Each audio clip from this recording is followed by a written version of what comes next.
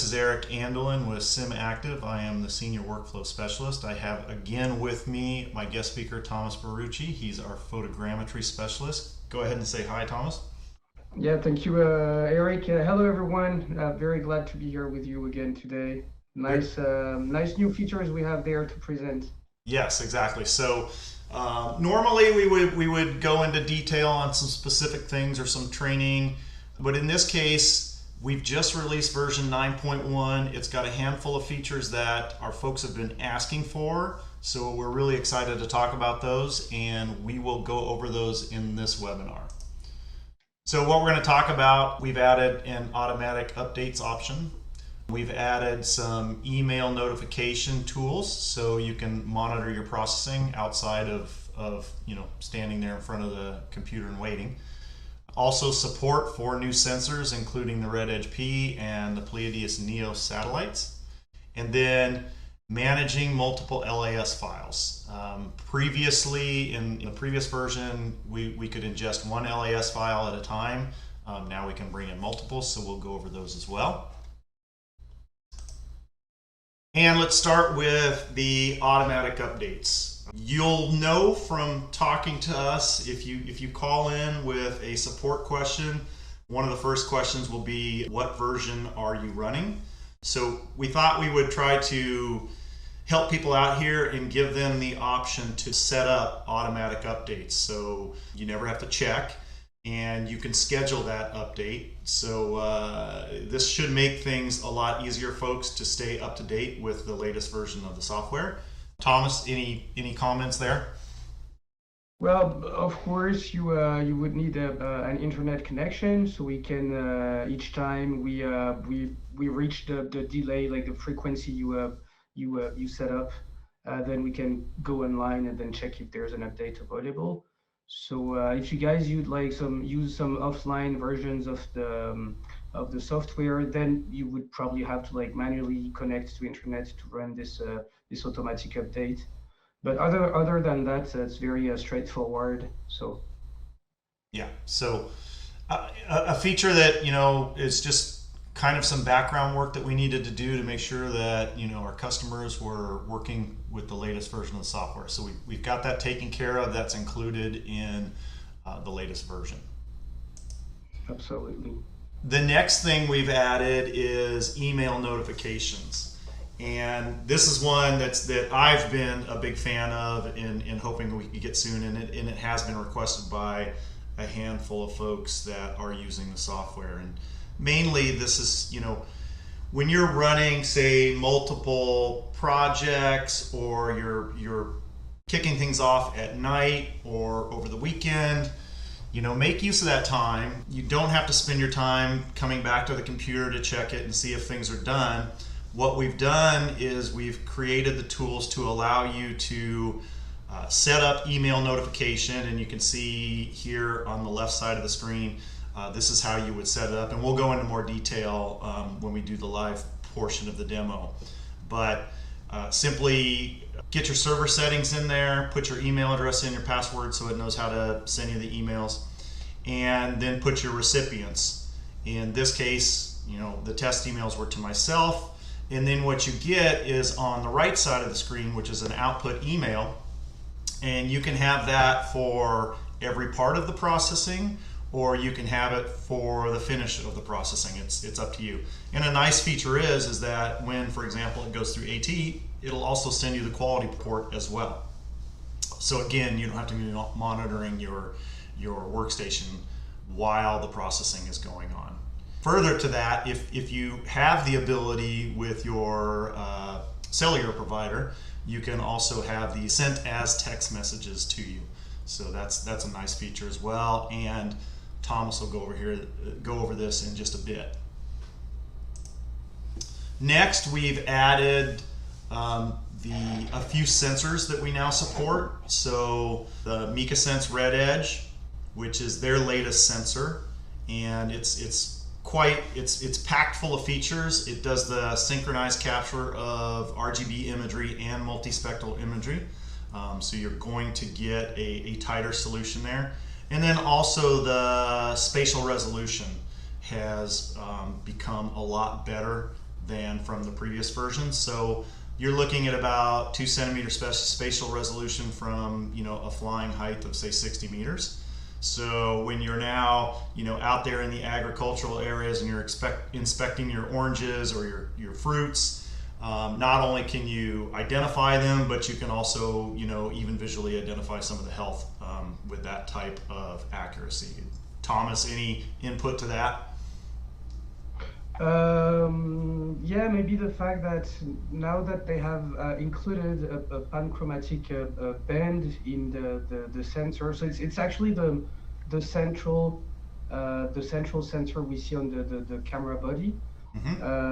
You have the option now to export. So let's say you process all the spectral bands together in a Correlator3D project, and then you decide to export the panchromatic mosaic at the end, so one single band, high resolution.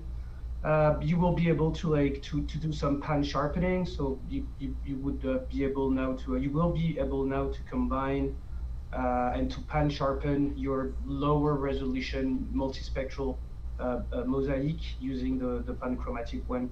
So it's it will really help to get like a finer resolution for your final multispectral outputs.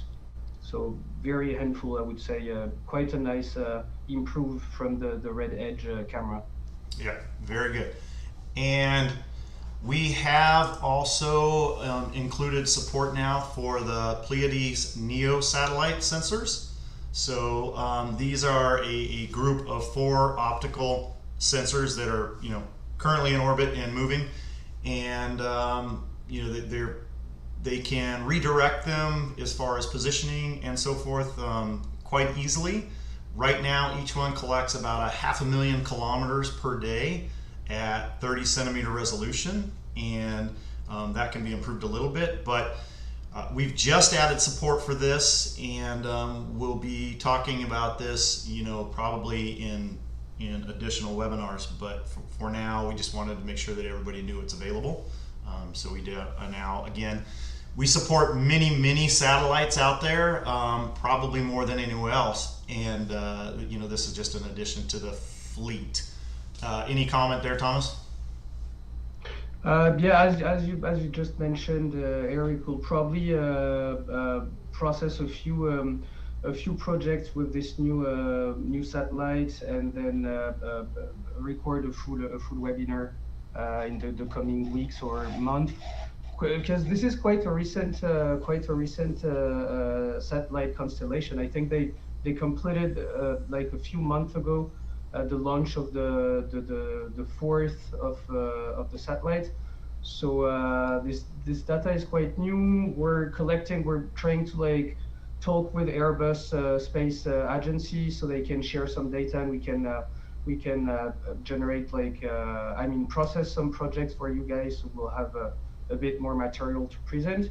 But at least we now have the developers. They worked on the new RPC structure, so we support this new data, and yeah, so it works. It's just that it's so recent, we don't have like many different projects to present for now. But I can maybe explain a bit more about this new nomenclature of the RPCs and so on.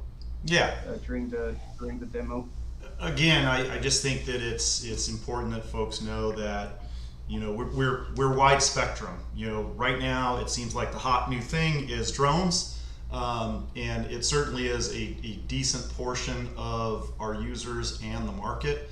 But you know, folks need to understand, not only that do we support drones, but we support mid format, we support large format, and these satellite companies. And you know, while it takes such a long time for the deployment of these sensors, you know, once they get up there, data starts coming in, and they need to start finding, you know, where are we going to get this process, how are we going to do this, and that's the beauty of our company, is that we can turn around and incorporate these systems fairly quickly.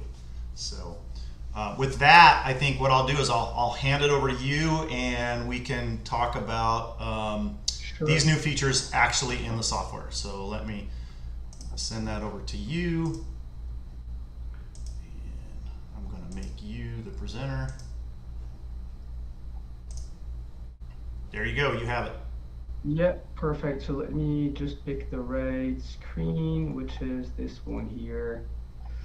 So let me know, Eric, when you guys can see my Correlator 3D. Got Perfect. So yeah, maybe the first thing we can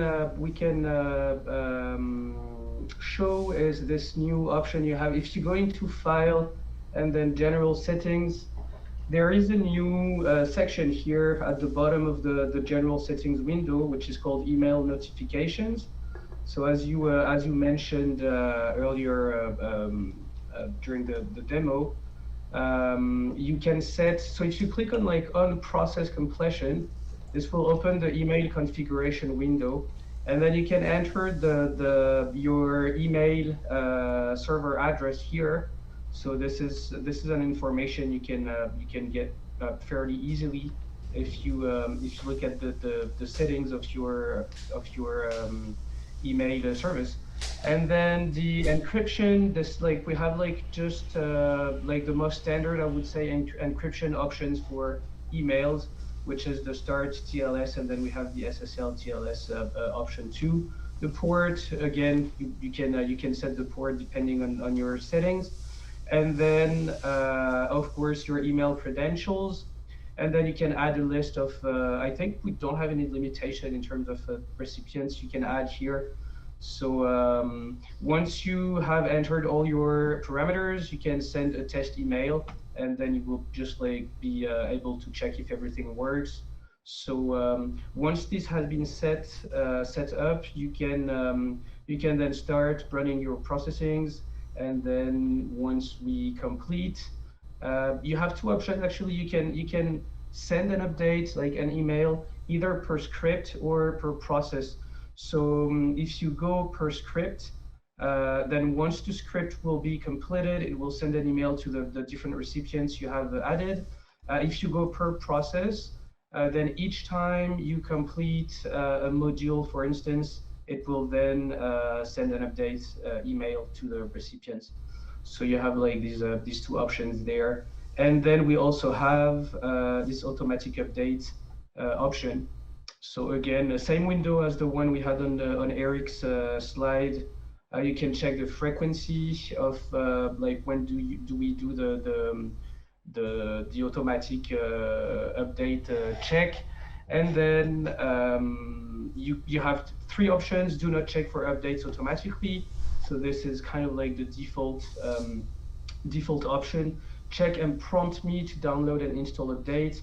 So maybe if like we have some people, they work in the field, they have like a limited connection, I would say. So maybe you want to be prompted when there's an update, just in case you're in the field and you want to save some internet connection, so you can wait to be back in the office. And then you have like this last option, which is kind of like the one you would use when you're working in the office. You check and automatically download and install. You can also go only for the critical updates. So sometimes we do like, I would say minor updates, but some of our updates are considered as critical ones when we like fix, I don't know, maybe some bugs, or we add some like brand new big features. So these are all the options you can set in this update option window. The rest is like same as the previous version. We still have the distributed processing here. You guys know about this. There's a webinar where we explain how you can distribute the processing. So I think that covers the automatic update and the email notification part. Just to go back to the Pléiades new satellites, the Neo images. What Airbus Intelligence did is they kind of like changed, they updated their RPC format. So when you look at an RPC, and maybe let me go on another machine we have there where I have some satellite RPCs from this new sensor. The way, so I'm going to try to like not to go too much in like technical details about these RPCs. But when you look at an RPC file, it's basically like all the the rational polynomial coefficients, which are like the technical information from the sensor, from the satellite sensor. And then they use tags, which are like the tags you see here for SAMP underscore DEN coef. So you have like all these coefficients here. And then they recently did this this update in the nomenclature of the tags. So we had to like work on these tags to to update our algorithm. So you can now import, if you go in the software, and then let me quickly show you this. So it's again, this is not a webinar about processing satellite imagery, but it's just to show you like how you generally import RPC files and how you can like from the RPC then import the satellite images. So I'm just sorry about the time it takes. I'm just like using my floating license there. So if we go into File, New Project, we have the option to process satellite imagery. And again, all these satellite image, they have to come with some RPC files. So we have like all the information from the actual sensor. So when you click there, the first box here is to go load an RPC file. And then if you look into any of your satellite project folder, so I'm going to just load one image to show you how this works. Again, this Pléiades, they provide multispectral and panchromatic image. So same as with the new Red Edge P sensor, you can, when you process imagery with Correlator3D, you can then do some pan sharpening with the results. So if you have like a high res panchromatic mosaic, you can then use this high res combined with the multispectral to get some nice pan sharpened results. So when I look into my panchromatic folder here, I have a dim file and an RPC. So I'm going to select the RPC file. And when you do so, you can then add, so basically both the dim and the RPC files are like all the information required to import your image. With the RPC, we have like all the sensor parameters, and with the dim, we have the information about the actual raw imagery. Because again, with this new sensor, they can tile. The image are quite heavy, 1.6 gigs, 1.2 gigs, so they can tile the satellite images into different image. So this dim file will help the software to go pick all the tiles to recreate the raw main satellite image. So again, I'm not going to go too much in details, but once you have added your satellite images, you can then run your processing. And again, we'll probably do a webinar about this new satellite data, so we can remind you guys how to process satellite imagery and how to get your results. So I think that covers the new Pléiades stuff. Now the one great new option we have with the software is, with this new release, is the fact that we can now merge different LAS files. So if you go into File, and then let me switch back to my local machine. If you go into File and then Import and Lighter LAS file, this window has changed a little. Instead of like selecting one single LAS file, you now have the option to either import multiple files manually, or you can even add a full folder if you have multiple LAS in the same folder. So in my case, I'm going to go into my sample folder. I'm going to do a search for LAS files, and I'm going to select all these LAS files. So I'm just doing the demo with 5 LAS files, but there's an unlimited number of LAS files you can. Of course, if you import 1,000 LAS files, which are each 1 gigabyte, it will take some time to import, but there's no any limitation. We'll just like basically the way we process this is Same as when you were importing one single last file and then converting it to a DEM or to a reference ortho. We do this for each one of them. We put the temporary tiles into a folder, and then once we have converted all these files, we merge them together. So which is why like there's no any limitation. You can do this over as many files as you need. So once you have selected your different last files, you can check the size of them. And then you have two options, the same options as we had in the previous version. You can extract a DEM, so we will kind of like convert from the point cloud format. We will convert this into an actual raster grid, like elevation grid. And then we will, once all the last files have been converted to this elevation grid in a raster format, we will merge them all together, and then we will put them in the layer tree here in the software, which I will show you in a minute. And then the second option is the same as before. Again, you can extract an image, which will be used as a reference ortho. And again, like Eric, I don't know if it's the case for you, but I often have the question of like, how can you get an image out of a point cloud? And then the answer is like, because we can benefit from the intensity values of the LiDAR. So the point cloud, like most of the recent LiDAR material, I would say, now can collect intensity values from the ground. So it's basically kind of like the strength of the return. So based on the material you hit on the ground, grass, concrete, anyway, you will have a different strength, and then this is called an intensity value. So it's an integer, and then using this integer, we can create an image. So it's a black and white image, but still you can use this image. You can recognize features on the ground, and you can use this as a reference ortho. So in my case, I'm going to go and select. Maybe I'm going to create a new folder and call it intensity. Whoops.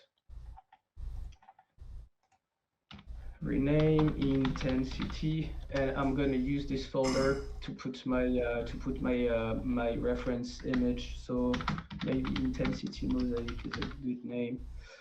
And then if I click on process, maybe you can do this live. What the software will do again, bring in all the different last files, convert them, and then merge them once the conversion is completed. So as you can see, we import last one to all the way from 1 to 5, and then once this has been imported, we'll generate the reference ortho, and then we'll have the two layers available in the software. Well, I just added that. I just added that the point density of imagery or of LiDAR data from that low of an altitude gives you a very robust image, which you can then use, like you said, identifying points in that reference ortho, which you can also use as control later on in the process. Yeah, exactly. It's a very powerful way to co-registrate some aerial imagery with some LiDAR data. Yep. By combining the topographical surface you create and this reference ortho, exactly like as you said, Eric, you can manually create a few GCPs, like try to distribute them homogeneously throughout the project, and you can get excellent results. So as you can see here, we have some spikes, like some noise in this import. Let me quickly clean this for you guys. Again, when you import raw LAS files, something you have to keep in mind is that if you have some noise in your no, I don't want to do a set to elevation. Sorry, I want to snap. That's a nice feature I often use when I import some LAS files that have some noise. I snap below an elevation. I see that my average elevation here is about 15 meters. So I'm going to like snap any points that are below 10 meters. And then I'm going to like automatically select these negative spikes that I have here. And I'm going to just use my delete and fill option here in the DEM editing tools. So yeah, something you have to keep in mind is that if you have noise in your raw LAS files, you probably want to like use maybe a specialized LiDAR software to do your maybe some classification to remove some noise you may see in your point cloud. And then once everything is clean, you can import it to do your photogrammetry processing. It's not something that you cannot do with Correlator3D, because as you can see here, and again, I have a bit of lag because I'm using my machine in my processing machine in Montreal, and I'm currently in France, so the connection is not always very fast. But anyway, what I wanted to say is that even if you have some noise in your DEM when you do your conversion, you still have the option with the software to do like some snap to elevation and then use, for instance, this delete and fill selection. Sorry, which will basically take all these negative spikes, or it could be like positive spikes, like upward or downward. You select these all these points, and then you use the delete and fill selection. So it kind of like helps to remove the noise, and you can also do your crop, use your crop to a selection.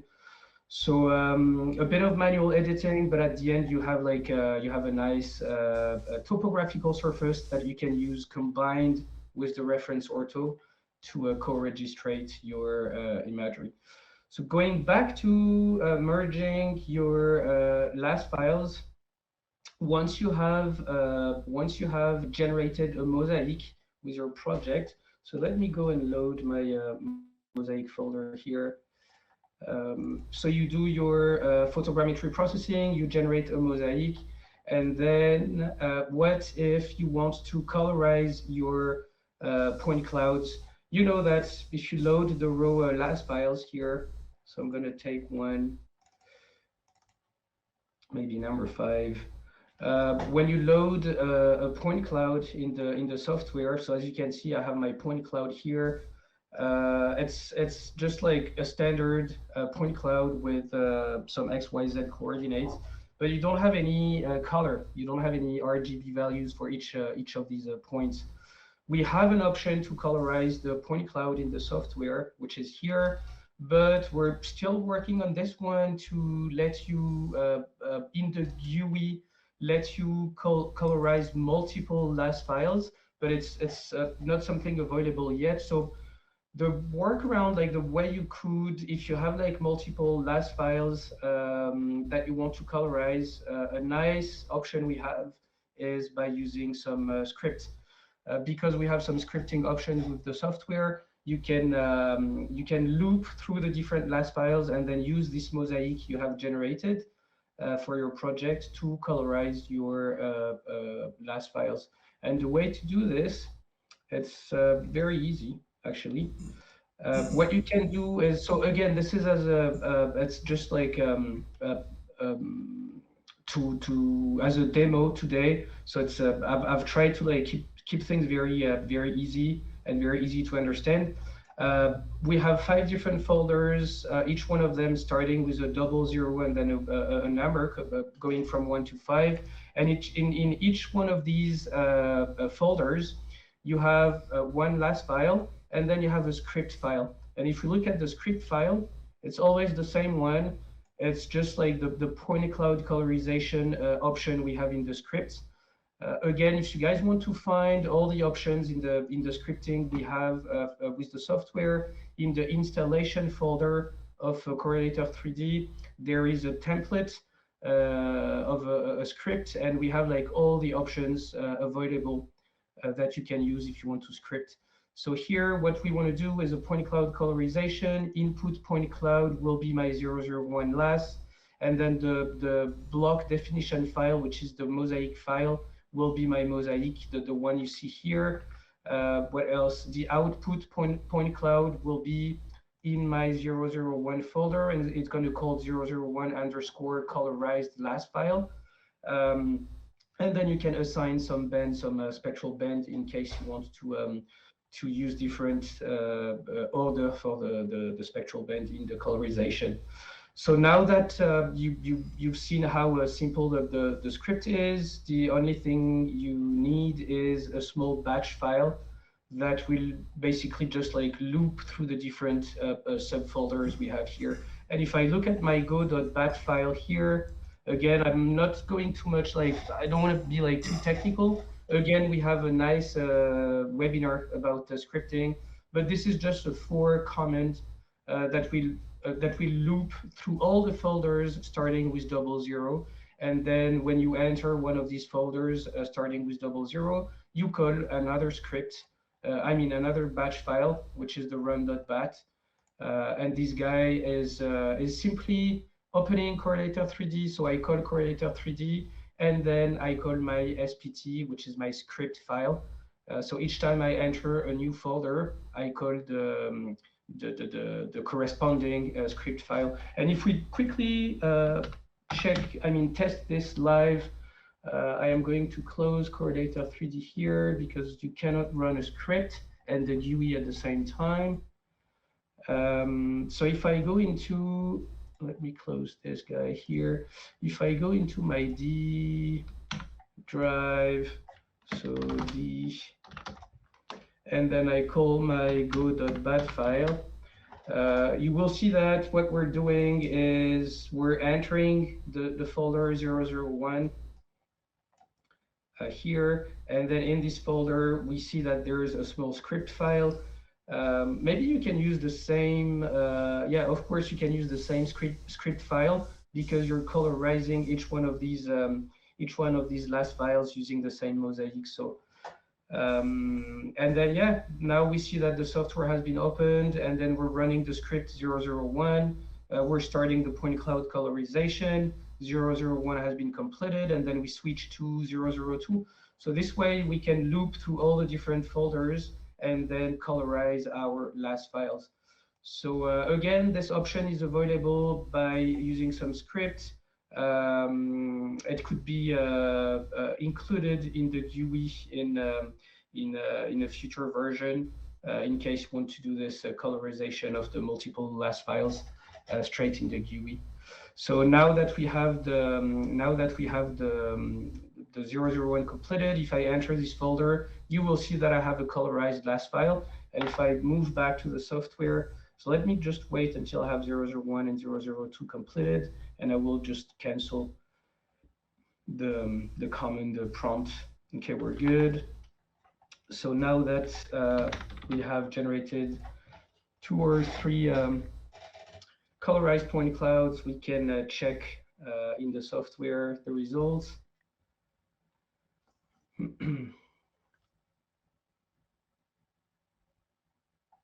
Or maybe I could have used the pottery.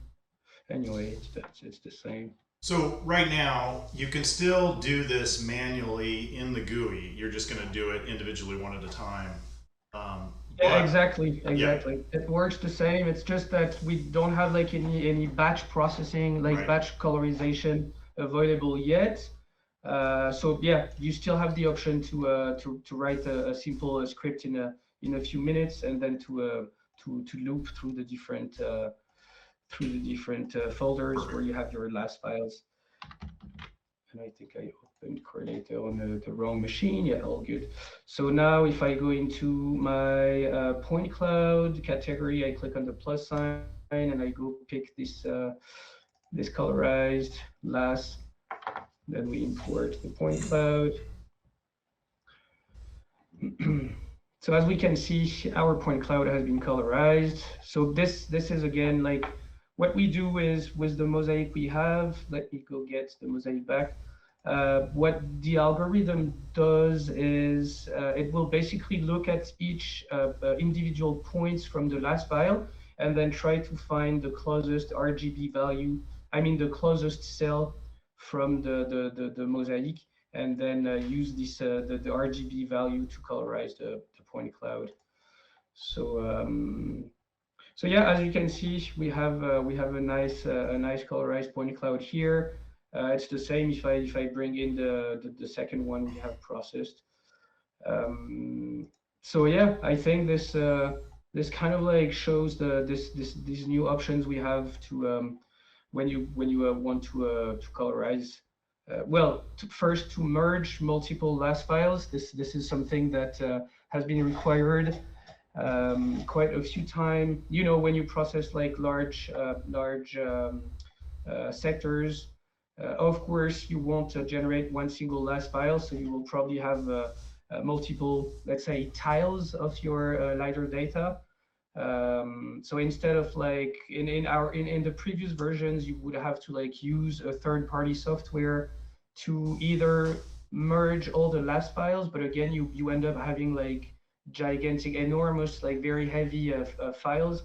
So the options you had in the previous versions were to import or to use a script, the same as what I showed a few minutes ago. Use a script, convert all the LAS files into SMF2 or ASCII or any DEM supported format, and then to use our DEM merging option that we have in the software to then merge all these converted LAS files into one single DEM.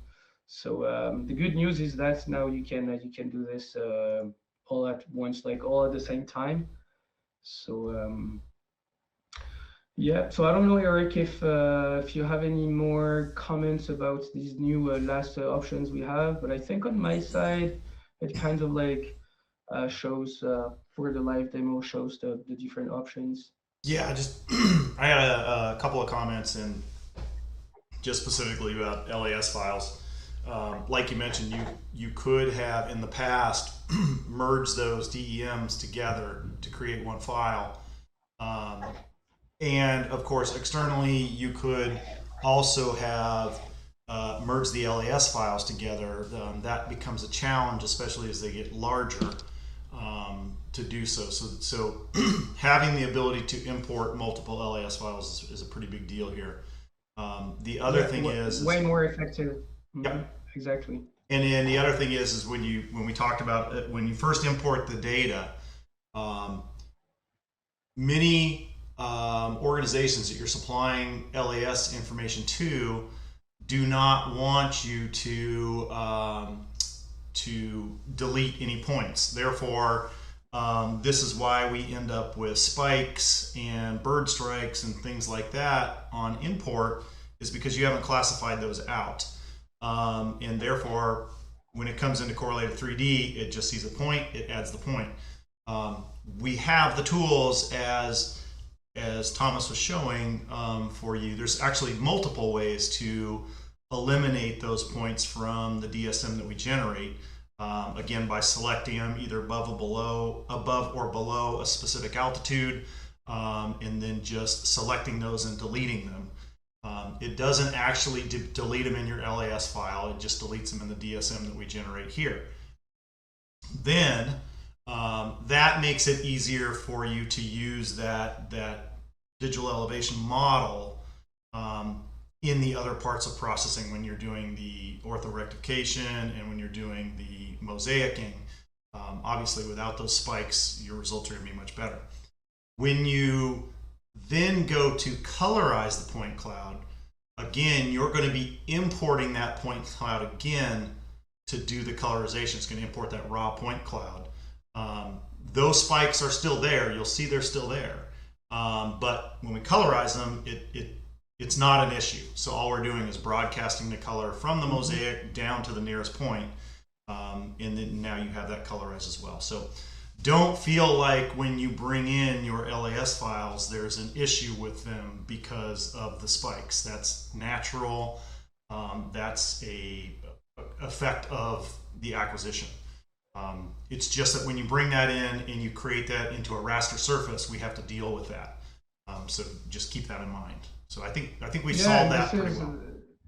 This is something we see quite often, Eric, when we receive LAS files, and you know, people often they ask like, how can I deal with this? Do I have to like become an expert into pre-processing LAS files? I'm like, no, not at all. You can just like bring in the raw LAS files in the software, and then you will do a bit of manual editing just to remove the few spikes you see here and there, and then you'll be good to go, and you'll get excellent results. So you can still like do everything within the software, which is quite a handful, and then you won't touch, like in case you want to keep the raw LAS files you received. It's just like you can just colorize and save the new colorized point cloud into a new file, so you can just keep the raw LAS files on one side and generate your outputs with the software on another side. So Yeah, and I just, again, I always want to point out that when we do these demos, we work with small data sets so that we can do these demos in an efficient amount of time. But understand that when we start working at the scale of province-wide, county-wide, city-wide data sets, then your LiDAR data sets get massive and your image data sets get massive. And we can handle those, that's not a problem. But just think of the scale of what you'll be working with, because granted, a drone LiDAR data set is very point dense, heavy data. But when you look at that also, for example, here, again, I harp on it all the time, but here in Florida, we have the entire state at a 7 centimeter accuracy data set from LiDAR. So it was flown with multiple sensors, multiple aircraft over the period of months. And now this data set's available to anybody to use. And, granted, it's not 600 points per square meter, but it's, in the range of, 15 to 30, I believe. And that's quite a dense data set when you're working with such a large area. Indeed. So the scalability of Correlator3D really comes into play in situations like that, as well as when we work with drone data. So, to recap, and I'll go ahead and take over the screen here again. When you look at like very large projects, big like large areas, terabytes of data, it all like makes sense to have this option. For instance, you want to run an aerial triangulation, get an email, so you can have like one or a few people doing a quality control over the results of the AT, for instance, and then you can kind of like not automatize, but improve your processing, like the efficiency of your processing, and then absolutely. I tell the story all the time, and it's about understanding your processing and how it's going. And my story is this: I used to do scanning of aerial film back when that was a profitable thing back in the day, and I had the scanner in my office next to my in my house, and every 30 minutes you would hear thunk, and it would start to process the next one, and I would get a text message even back then. And I remember my wife at the time, she's like, why is this thing making noise all night? And I said, every time that thing makes noise, we make some money here. It generates revenue. So this is our notification. And I liken it to this: when you've got things to do, you're busy, you've got to fly, you've got to process, or your team does. It's very nice for them to set the project off, go about their business, and then get a notification that says, yes, we're ready to move on to the next step, or this is complete, we're moving on to this next step, because there are functions within our process that you can then grab that data and start doing your QA/QC, start doing other things that are of value to keep the process going. So I think the email notification is great. And like I said, the first thing I did when I saw it is this: okay, how do I get this to me as a text message? And I know I can do it. So if you need help doing that, you can Google it, and you can also send yourself text messages if you want, because who's got time for email anymore? Exactly. That's my thought. So with that, I'll go ahead and I'll move forward through these slides to the end. Any final thoughts, Thomas? Not really. I think this covers pretty much like all the topics I wanted to. I mean, at least the things I wanted to show during the demo. And I think you covered like nicely the first part with all these new options. So Yeah, and I think the last thing I would say is that some of the things that Thomas showed, we talk about scripting and batch processing. These are very basic things, and we have done webinars on these before. But if that's something that folks would like, please let us know, and maybe we can get back and go through specific scenarios or things like that, or direct you to those webinars that we've already done. With that, I would like to say again, thank you to Thomas for joining me, and thanks to everybody that's attended. If you've left us a question or a comment, we'll certainly get those responded to ASAP. We don't like to do them during the presentation because it can interfere with the flow of what we're doing. But with that, again, thank you very much. yeah, thank you, Eric. Thank you, everyone. Have a great day, evening, depending on the time zones. Bye-bye. Very good. Thank you, Thomas.